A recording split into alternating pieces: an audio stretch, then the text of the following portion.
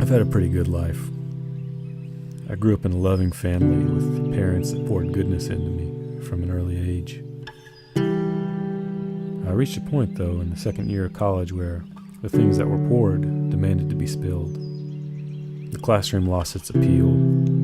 Life was calling, and it couldn't wait 2 more years. It couldn't wait for me to decide what career I wanted to choose. I've come to realize that my story really began when it intersected with wild stories that happened far away from Kentucky. I took a job working with refugees in Lexington, and for the first time in life, I felt like I had a purpose. As I worked with and became friends with families who had been chased out of their countries by gunfire and things much worse, I saw opportunities to give of myself and to be a vessel of love and healing. The problem was that as I poured myself out, I never could find a way to shut the faucet off. I dove into the pain of the world without a lifeline.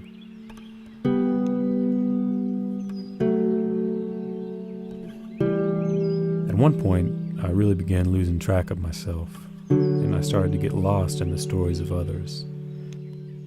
I started becoming part of those stories, and the lines started getting blurry.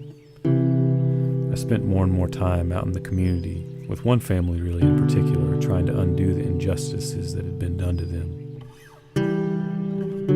There was one lady that had lived through atrocities unspeakable, who confided in me. I made it my personal mission to make sure that nothing bad would ever happen to her again or her family. And through the next several years, I struggled to bear the weight of another person's cross. I came to terms in a very real and painful way with the condition of my humanness. Looking back on those days, I kind of lived in a cloud. The sharpness of color drained away from the way I used to look at things.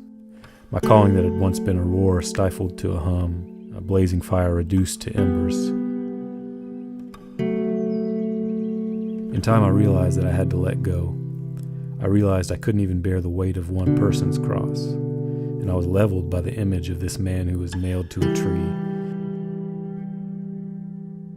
A man who could bear the cross I was trying to carry and billions more like it. It became pretty clear who I was, who he was, and who I'm not. In time, the mess I had made of things was washed clean. The rain that fell during those years watered seeds I didn't even know had been planted. I saw that the people who I thought needed saving so badly were already on their way to being saved, to being at peace. I was able to release the grip I had on the end game. I stopped keeping score, and I was able to let go of my mistakes and my victories alike. To stop trying so hard to write the story, instead to sit back and submit to the one who was holding the pen the whole time.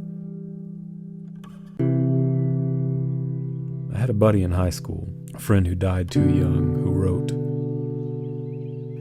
"Is it true we must endure the deluge to experience the rainbow?" I think he was on to something. Sometimes the most painful things in life are the things that shape us the most. The things that bear the most fruit form the most beauty.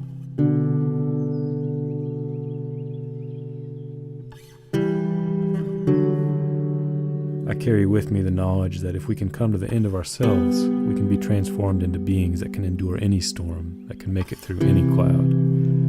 That faith, that hope is the most important element in my life. It's really the greatest gift I have to give now.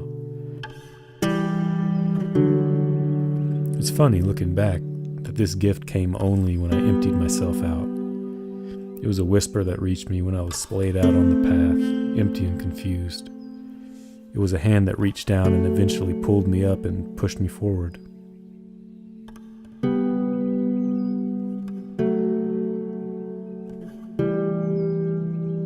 So to all those out there, don't think that now everything is great and life is perfect because I have this little seed. I'm pretty darn good at finding storms, and sometimes they're really good at finding me.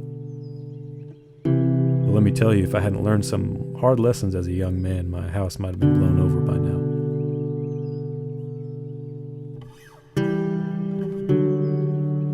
I guess if there's a nice little hallmark takeaway to this tale, it's that storms really aren't inherently bad. Even the storms that toss you around and knock the lights out. If you're in it right now, know that light is on the other side. You've got seeds in you, so don't fear the rain.